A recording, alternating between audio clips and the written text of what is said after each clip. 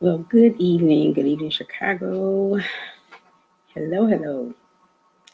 Lady Victoria here with Victoria School of Etiquette, where we offer a solution to your various etiquette dilemmas. Pull up my volume here a little bit. Good evening, sir. Mr. Patrick Hay, thank you for joining us on this evening. It is Friday evening, you all. It's Friday evening, which means it is time for our Friday evening show, Bedtime Chronicles. Bedtime Chronicles. So listen, you know the drill. Tag a neighbor, tag a friend. You all come on in and join our discussion on this evening. Lady Victoria here, broadcasting to you live from the great windy city of Chicago, Chi-Town, we like to call it. We are the best in the Midwest, and we're very happy to have you be a part of our platform on this evening. So listen, they said tag a neighbor, tag a friend, and come on in. We won't be on too long on tonight, but I wanted to hop off on my Bedtime Chronicles series, and tonight this one is,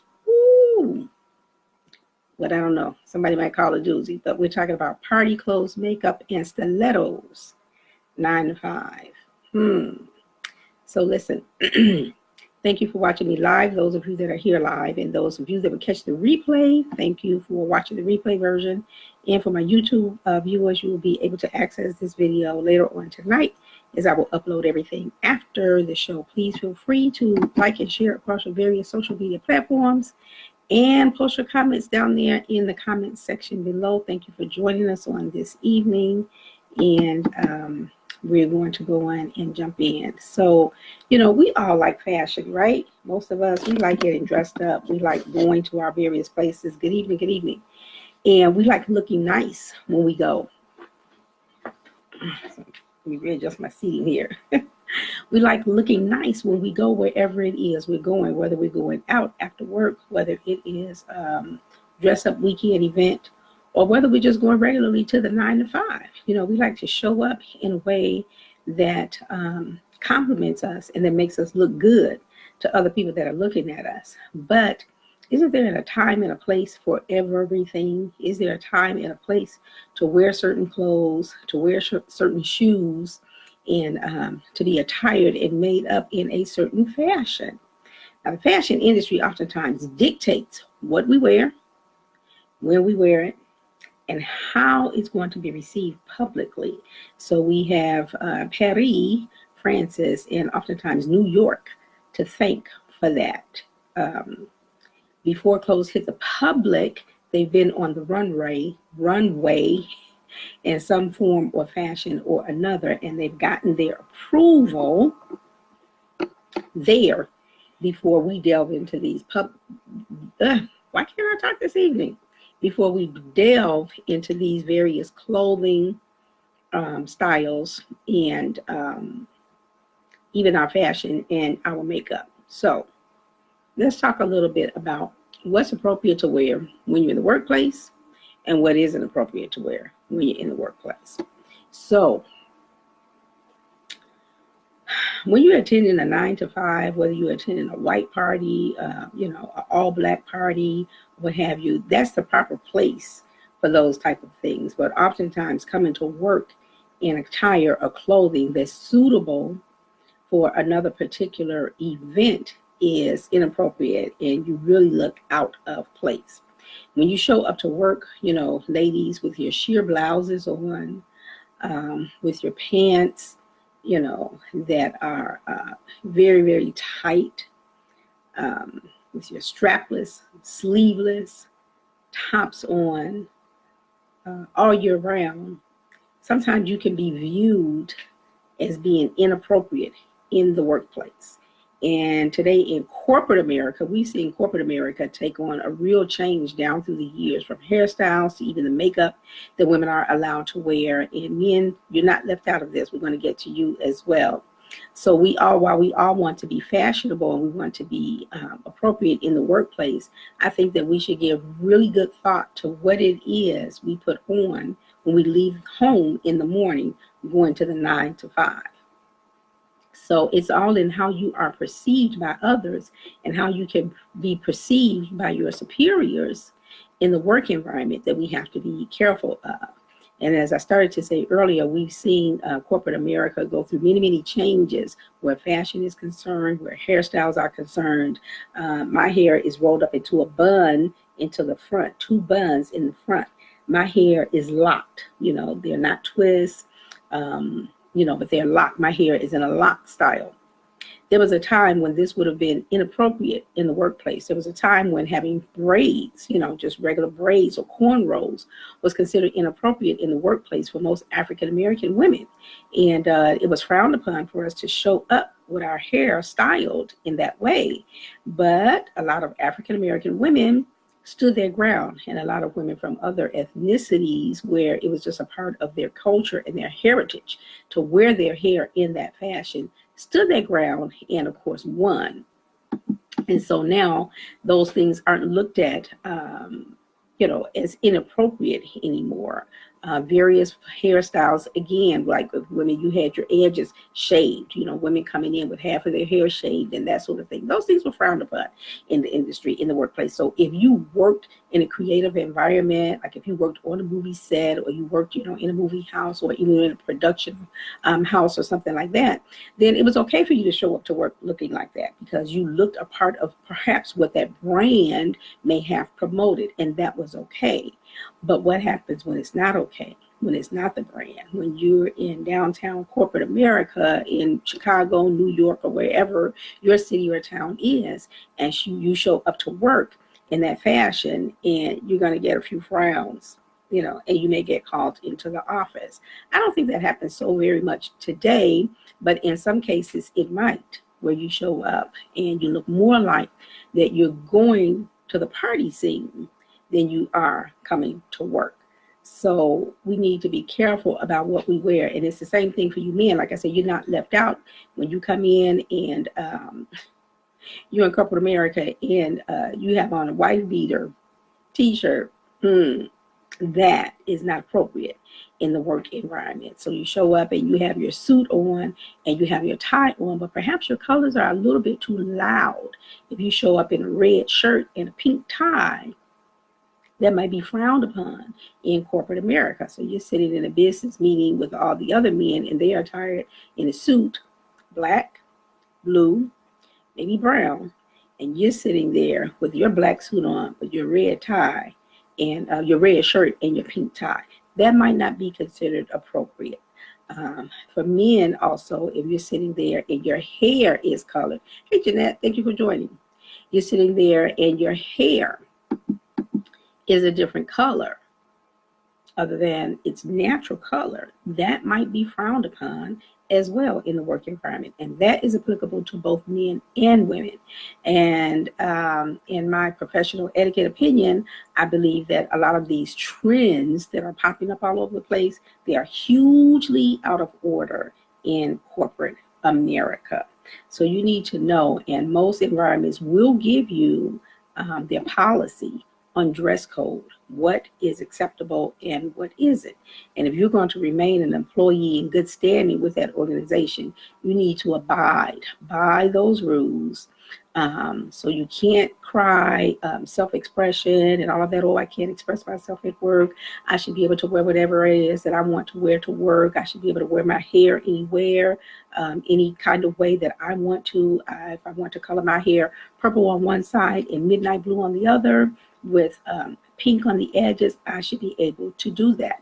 Well, in your own personal world, you can color your hair any color that you want to. But on the job, if your job requires for you to show up looking professional, then if you want to remain employed there, you should show up looking professional, right? The other mistake that I think people make in the workplace is how they smell when they come to work. It's your favorite cologne and you love it. But there may be other people on your job that have allergies, that suffer from, the effervescence of colognes and perfumes that are overwhelming. If your cologne or your perfume is too loud, it can be offensive to others that you work with, to the person in the next cubicle, even to the person down the hall. And when you walk into a room and people can smell you long before you even get there, guess what, guys and gals? You've done too much. You have on too much. People should be able to be a reasonable distance from you before they smell you. It shouldn't be that way. Excuse me, I'm on a call.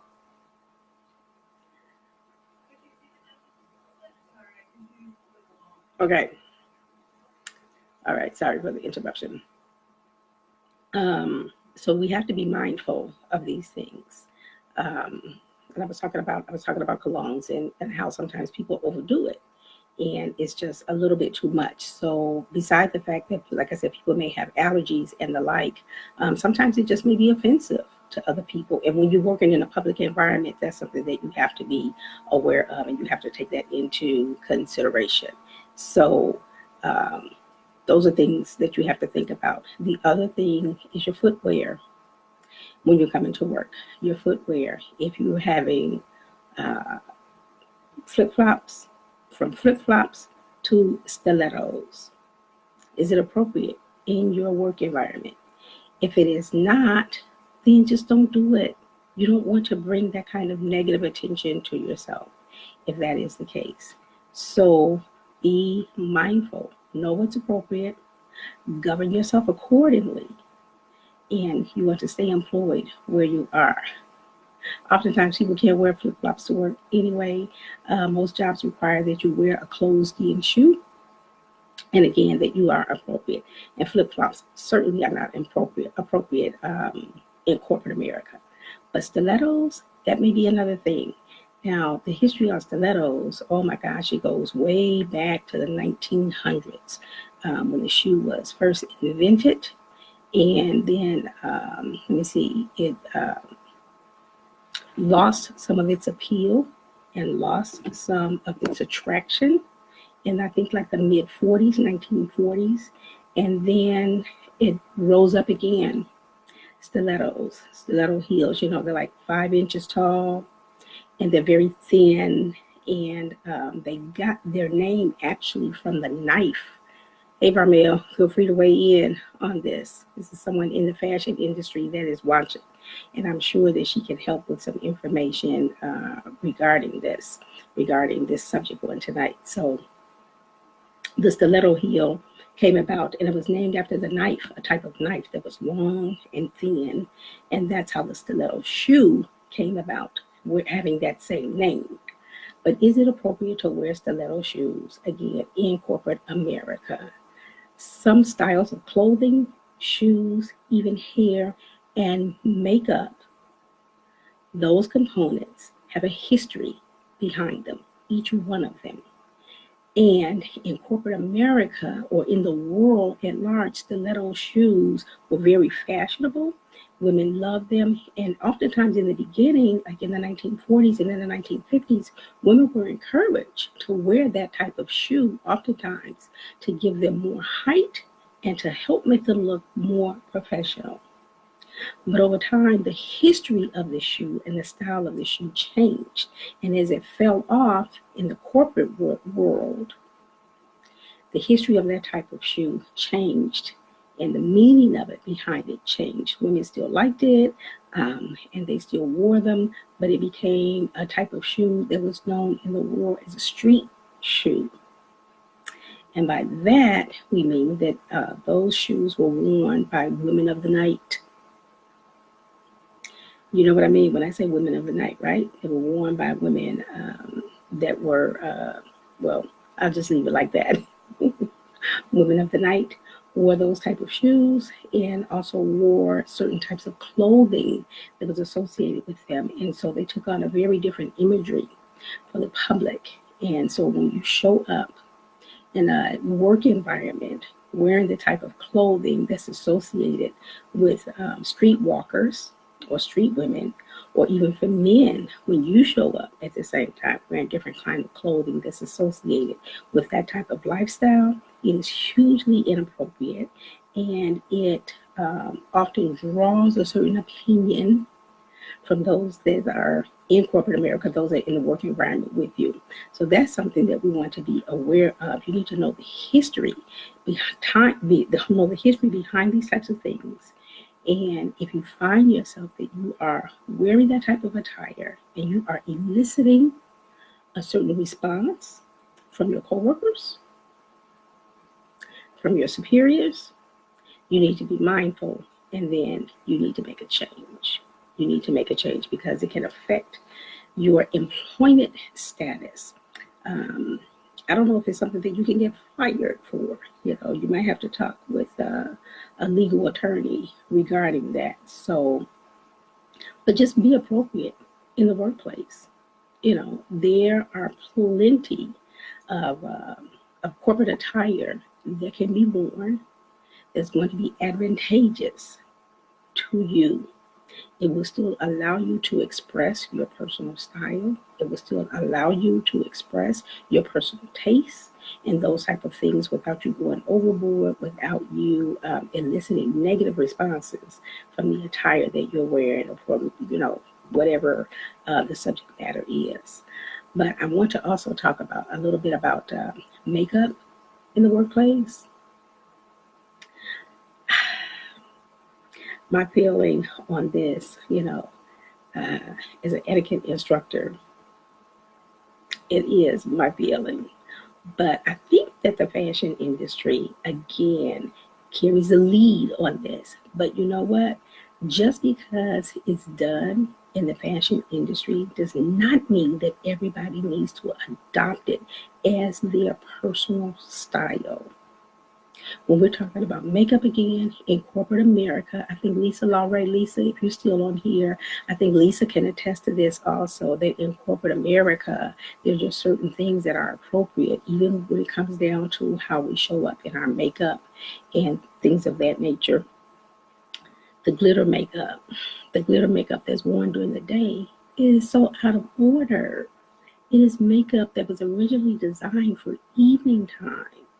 And for it to be worn in the daytime as part of your regular, everyday attire or your business attire, again, and no offense intended to those that do wear it. I'm not saying that it's unattractive. Oftentimes it is. And if you excel in the application of what you're doing and the artistry of wearing it, that's wonderful. But is it something that you should be wearing at work? Is it something that you should be wearing at work? I mean, many corporations have dress code stipulations in their contract. Absolutely they do. Absolutely they do. And most people know that in the beginning when they're hired. So you know what is required of you. And oftentimes they will actually, spell it out. There are just some companies that you're not going to work for if you can't abide by the rules. I have another sister that works in the law industry. And there was a young lady at her firm that had to be let go because she could not adapt her work attire. She came to work oftentimes inappropriately attired. And so she was let go. And I remember reading an article and watching a show one time about a young lady that always said she wanted to have freedom of artistic expression in her dress attire in the workplace. And she also worked at a corporate company, but she came to work with tutus. She came to work in skirts that were made just out of the, what is that called? The tulle, the fabric, tulle. And underneath that, she would have maybe on a polka dot skirt.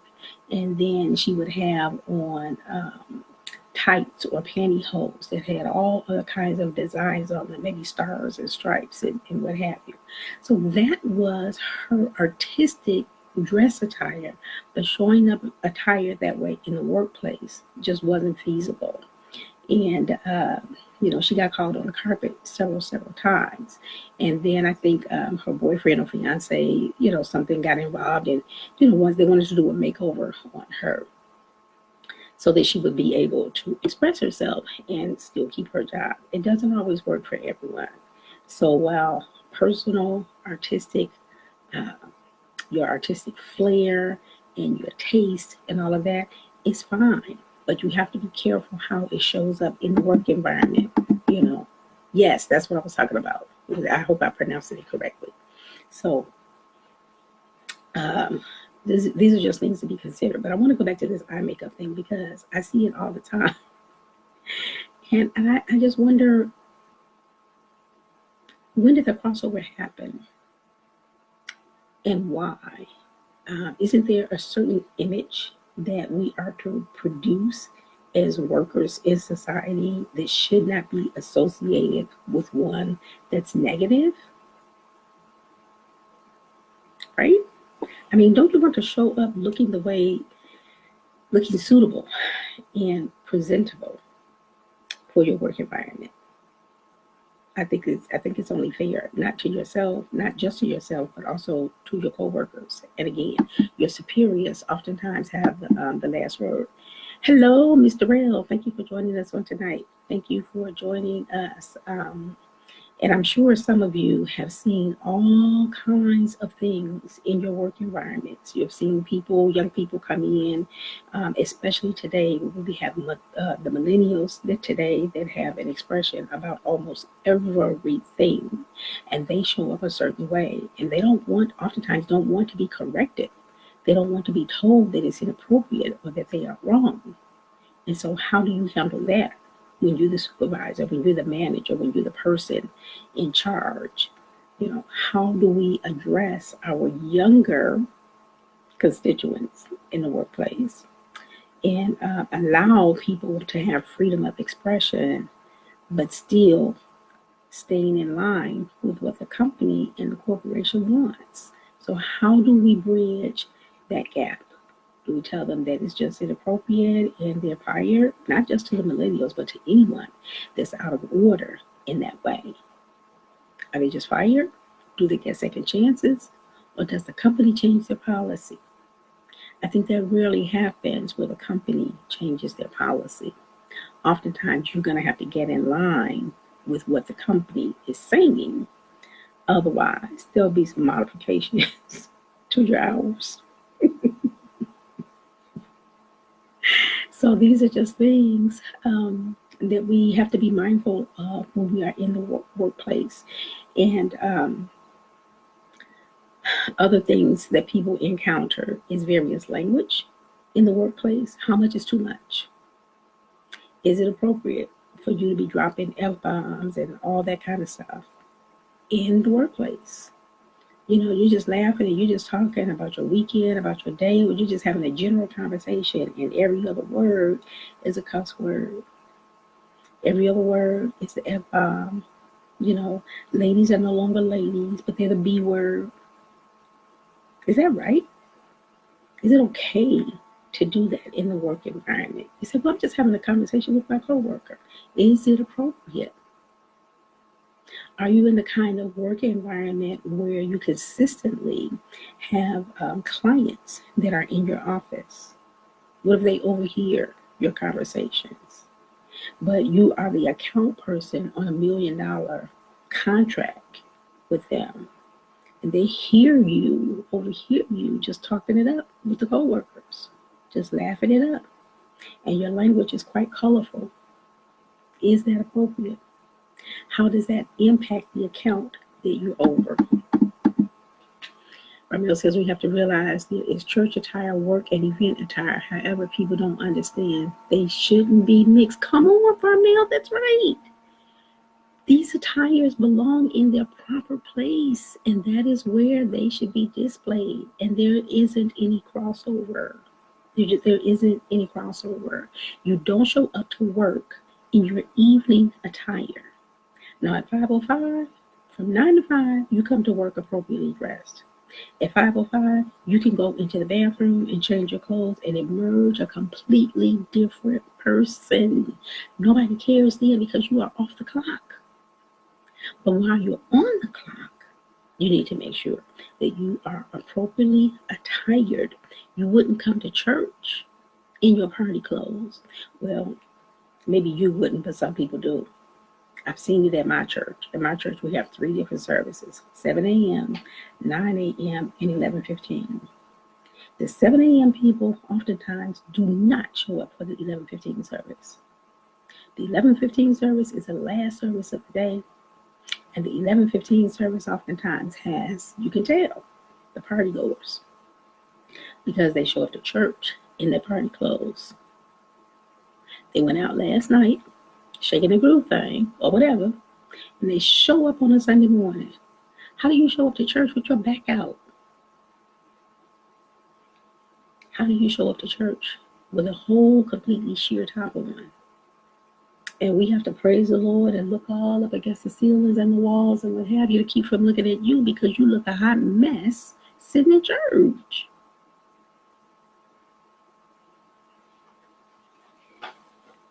When you show up to church with your leather skirt on, that's 2 sizes too small, and your top that's busted at the seams because it also is 2 sizes too small, and you got your push-up bra on underneath it, come on.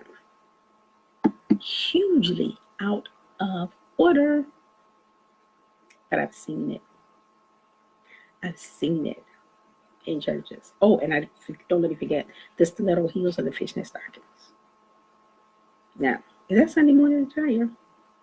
I don't think so. It's not Sunday morning attire. I don't care what church you go to. It's just not right. And don't tell me, well, Sister Bones, you know, the Bible says to just come as you are. Yes, it does say to come as you are. Read the rest of it. The other part of that scripture. Come as you are. They're talking about the condition of your heart. That's what that scripture was talking about. It's not talking about your garments. It says, rend your heart and not your garments. Okay? Show up with the condition of your heart in any way whatsoever. Broken, misused, abused. Show up with your heart that way. God's going to deal with your heart. The church mother and the pastor and the first lady, they're going to deal with your clothes. So, come there with your broken heart. We're going to get that fixed. But in the meantime, we're going to get your clothes fixed too. And we're going to let you know, sister, we're so very glad to have you here. But you can't wear those clothes. You know, they're going to take you in the back and they can give you a skirt to wear. It's going to be long. And they're going to give you a shirt to wear. And it's going to be long too. And it's not going to have any cleavage. No room for cleavage. No room for cleavage at church or at work. Inappropriate. So when the brothers get to looking at you sideways and they all want your number and now they're going to take you out to lunch and all of that, it's not because they're oftentimes thinking of you as wife material. You're bait for something else, and you set yourself up for it. I mean, I said, sadly, the B word has become a term of endearment. That's just like, could you say that again, please? I can't believe it. I had a whole conversation with a friend of mine some time ago on this very same subject.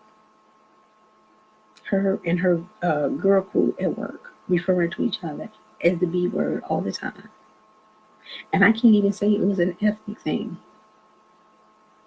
because they were all of a different race and they all thought it was cool. They all thought it was good.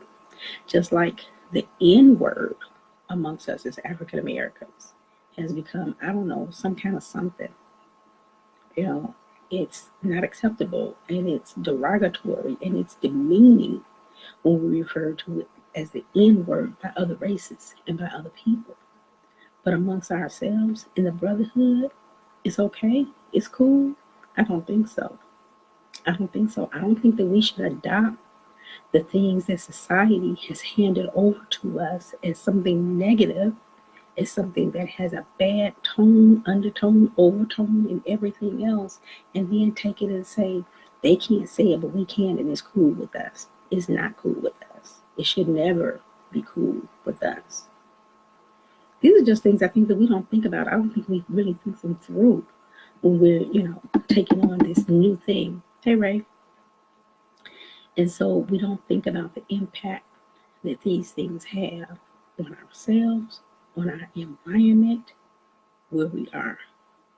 But we need to think about them because oftentimes it does emit negative tones, okay, that come back to bite us. So when you get your review on your job and you only get a 2% raise, sometimes it has nothing to do with your performance, but it may have a lot to do with your dress attire. It may have a whole lot to do with, people being able to smell you before you get off the elevator good. And say, well, you know what? We know that Victoria's coming in because they can smell my cologne before I get there. And long after you're gone, you're still there. Inappropriate. People shake your hand at work and they smell like your favorite cologne. Too much. Very too much.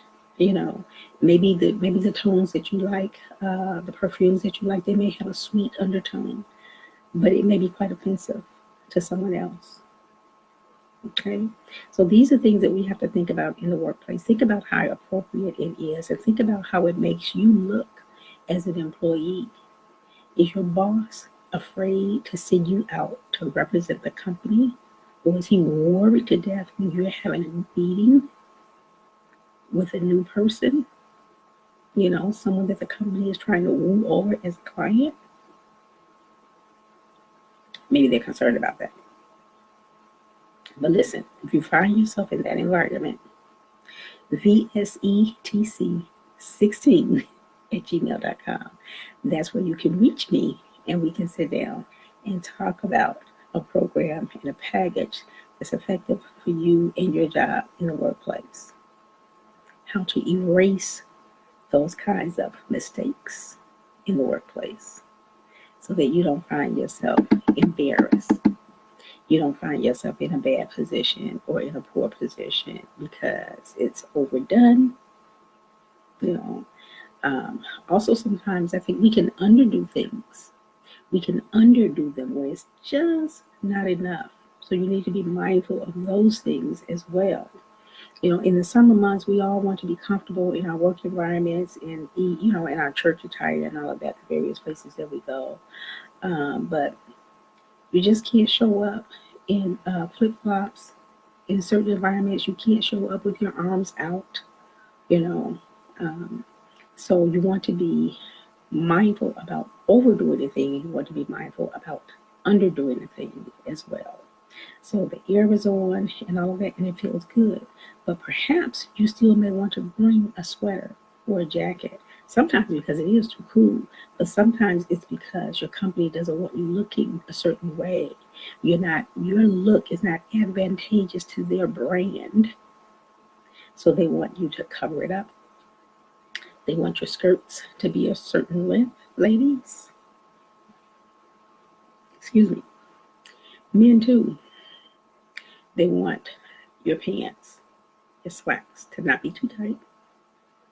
They want your shirts to be appropriate. I talked earlier about the color of the clothing that we sometimes wear in the workplace. We have to be mindful about that as well. And then I want to say, especially to the men, you can't wear the same business shirt 3 or 4 days a week in the work environment. The wear and the tear shows in your collar, around your cuffs, the edges of your shirt sleeve that shows. Our bodies create oil all the time. You can see right now I got a little oil thing going on right here in the middle, right? So the oils from our bodies, they mix with our clothing and with our attire.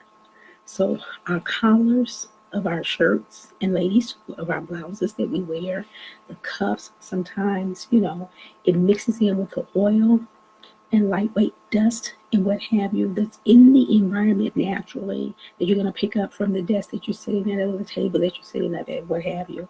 And it shows up in your cuffs. So be mindful of wearing. Oh, God bless you, Pastor Sheldon. Thank you, sir, for being here. It shows up in the clothing that you wear. That's in the work environment. That's also in the pulpit.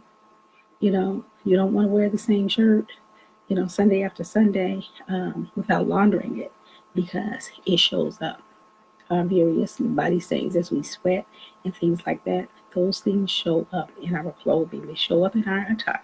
So you always want to be fresh. You always want to be appropriate. For those that are in ministry and you wear the collar, you have the piece that goes through the middle. Sometimes, that just needs to be wiped down just a little bit. Just wipe it down just a little bit. Again, the oils, and the lotions from our hand and just from our bodies. And, we get little stains on those things. And oftentimes we're not thinking about it. And so we just show up, thinking that it's all okay. Men, for you, shoe polish. Shoe polish and a good buff and shine. Make sure you do it the night before. Oftentimes, if you do it the day of, the little drips and the little dots kind of get in the way because you're already in a rush because you're doing it that Sunday morning before you leave home. Okay? And this applies to ladies too. We polish our shoes as well sometimes.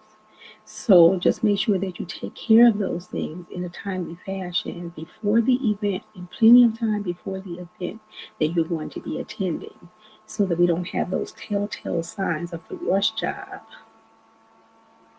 that show up in our attire and that show up.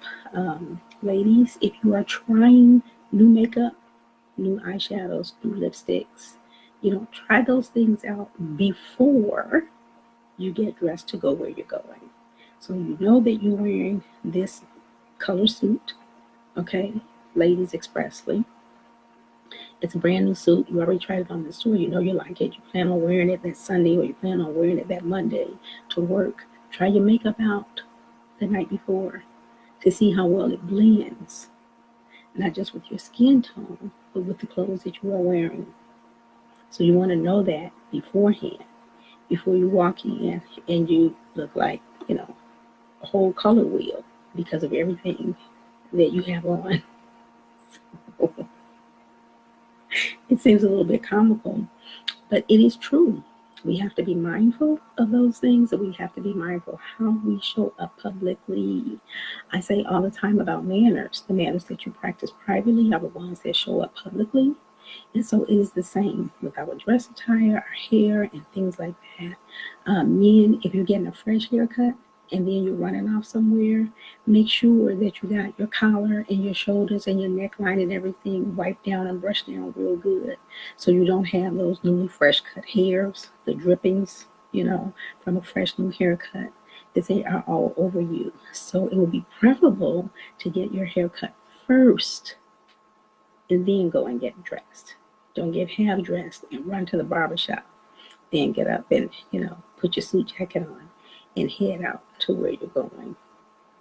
So just a few things that I wanted to cover on tonight. This is Bedtime Chronicles, and we were talking about party clothes, makeup, stilettos, and a few other things in the workplace. But as our fashion designer so aptly pointed out, that we have attire suitable for every area of our lives. Our everyday clothes, our play clothes, our party clothes, our church clothes, and our work clothes. They all have a category that they fit in, and so we just want to make sure that we are properly attired, head to toe, for each one of those. Jewelry, let me say this about jewelry too. See the earrings I have on, they're long. You can't see my necklace because it's long when you pull it up, And so the jewelry that we wear, I'm pulling it all the way up so you can see it. The jewelry that we wear also in the workplace and in church matters. The jewelry matters. And especially, you see, the type of job that you have, whether it's corporate America or whether you're doing home health care, whether you're working with children or whether you're children and babies or whether you're working with seniors, the jewelry and the makeup that we wear oftentimes matters. That's for men and for women as well, because you want to be mindful of how these things rub off on the community that you're serving in. You have to be mindful of that. So, ladies, if you're up and you're ministering in your church and you're teaching women's, whatever it is that you're teaching about, it could be a Sunday morning service, it could be a women's group, small group, or what have you. You know, if you have on big chunky earrings and a big old clunky necklace that makes a whole lot of noise every time you move, every time you clap your hands, you know, all that, your bracelets are jingling and jangling, that is distracting and disruptive to those that are around you. And if you're on pulpit doing so, people get distracted by that and they aren't paying attention to what it is that you're saying, because your makeup is talking to them. Your jewelry is talking to them instead of you. And so that's what they see and hear. And before long, guess what? They zone out. They zone out. Okay? And I'm going to say this. I know that this is not applicable in every church situation, but in some church situations, it's okay, I guess. I've seen it in church situations for men that may wear earrings. You know, you might wear a little stud. And if you are up before the people, please take your earring out. Men, if you wear studs and you are up teaching and preaching and ministering, please take your earring out. If you're wearing your own fashionable jewelry, a necklace over your tie, please take it off before you enter the pulpit. Now we're talking about pulpit etiquette.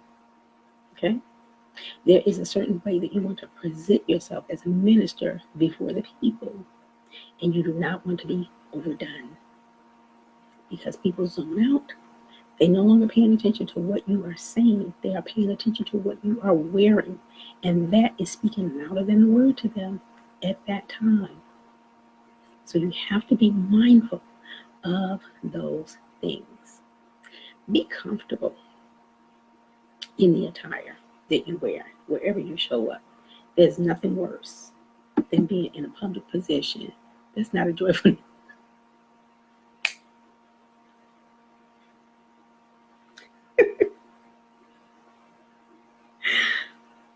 Sorry, so true. It's not a joyful noise. It's not a joyful noise when your earrings are making more noise. Lord have mercy. You're helping me teach this on Friday night. See, this is why I do Friday Night Chronicles. I always say it's for full grown folk. It's not for the faint of heart or the weak-minded. You're right. It's not a joyful noise. It is distracting and it is disturbing. So let's just be appropriate. And I was starting to say, be comfortable. Be comfortable. Men, when you know that you've gone from a size 15 shirt neckline to a 17, don't force yourself to wear the 15 on that Sunday morning. When you know you're going to be up and you're going to be ministering before people, call your pastor and explain, Pastor Bobo, I can't preach this morning. I do not have the proper attire.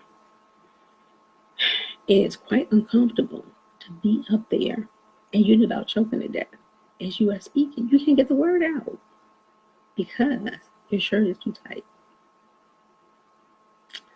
Your slacks are too tight.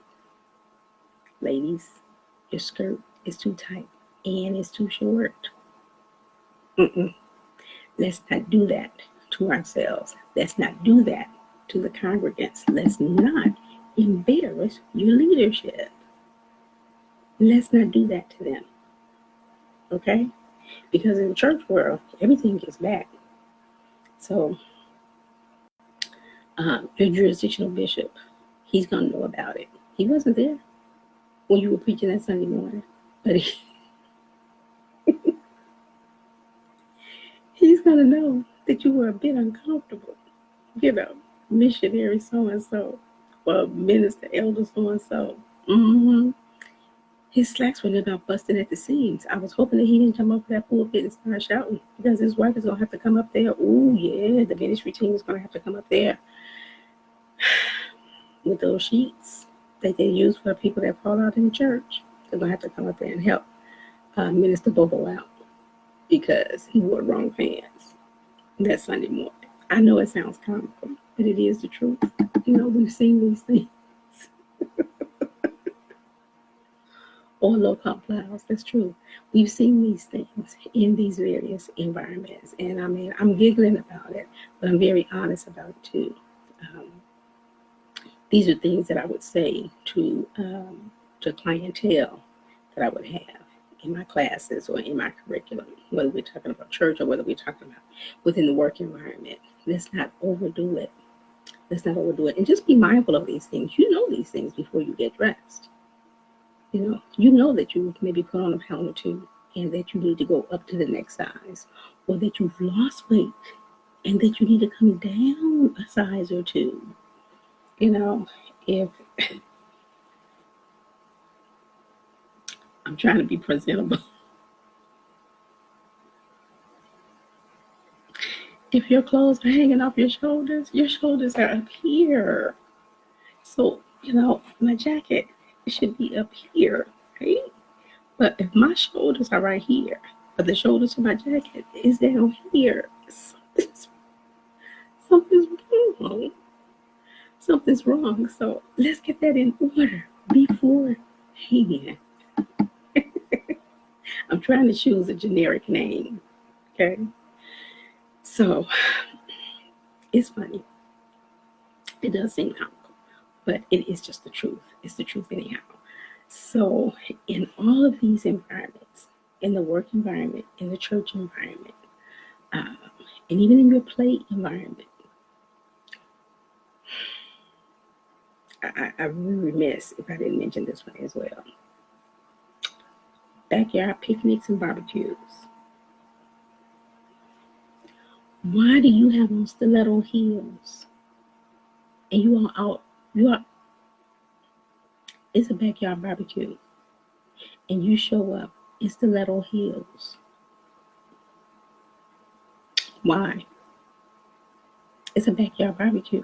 Wear your jeans and your flip-flops that are in order. Right? Where's your beach top when you are having a beach party and you show up in a silk dress? You don't need to impress anybody like that. And guess what? People aren't impressed. They're turned off. And they're talking about you. So whatever your environment that you are in, show up appropriately attired for that environment. You'll feel better. Everybody else around you will feel better. And everybody will have a better time. Because you're going to end up being the laughing stock of the community that you're in at that time. And the next time you'll have a backyard barbecue, they will make sure not to invite you. Or if they do invite you, somebody's going to tell you exactly what you should wear and what you shouldn't wear. So we need to be mindful of just a few things. So again, Lady Victoria with Victoria School of Etiquette. And this is our Friday night bedtime chronicles. So we're just talking about appropriate attire to wear in various environments and situations. You don't want to embarrass yourself. You don't want to put other people to shame around you that may be responsible for you. And that would include not just, that would include your leadership in the work environment, your leadership in the church environment, and even amongst your play circles, those that are your peers. They don't want to be associated with you. They certainly don't want to be a part of the gossip and what have you that's going to ensue behind you showing up overdone or underdone. Okay? So, if you don't have any questions or comments, please put them in the comment section before I get ready to sign off and let you all go. I've gone 48 minutes, 49, I've gone almost 50 minutes. Thank you all for the hearts and the love. I appreciate you all being here. But again, please like and share across your various social media platforms. For those that are watching me live, thank you. For those that would catch the replay, #replay. And then again, for my YouTube subscribers. And if you've not subscribed to my YouTube channel, please go on over to YouTube. The channel is by the same name, Victoria School of Etiquette, and subscribe there. That way you have access to all of our video material right at your fingertips whenever you would like to watch it. And before I close, I just want to make one general announcement. So many of you have heard about the book that I've had the pleasure of being a part of, this anthology project. We are still in the pre-sales event for this book. The book is a book about relationships. I earnestly and honestly believe that myself, along with the other authors and editor that have participated in this project, we did a fantabulous job. Everyone did a fantabulous job on their chapter about relationships. But I really believe it's going to make an impact, and it is going to change lives for people that are in relationships, pursuing relationships, and those that are interested in marriage. The name of the book is The Race to the Ring, The 7 C's of a Successful Courtship. And courtship is something that we don't hear a lot about on today, but this book does a fabulous job of talking about courtship, what it is, and how it can be properly displayed in a relationship. And oftentimes leads to the results that you're looking for in the relationship that you're in, or another relationship that you might be pursuing after later. So I will go back in and put the information on this page so that you have it there. And our pre-sales of book, you can get your autographed copy for only $15. The book will officially launch and release on Valentine's Day, February 14th. So you still have a few days to get your copy. And how you do that is just go to my Cash app, and I will have the information there. You can also use PayPal and Zelle, but I will go in and put the information here. So at the end of this post, you'll be able to see it after it is posted up on my page. So again, please talk about it, share it. I would greatly appreciate that. So we're going to sign off. And as I close, again, remember I say the manners that you practice privately are the ones that show up publicly. And this is applicable to our dress style, to our hair, to our makeup. How we carry ourselves in our private world is how we show up in our public world. So thank you for being a part of the broadcast on tonight. This is Lady Victoria with Victoria School of Etiquette, signing off. We'll chat again. Bye for now.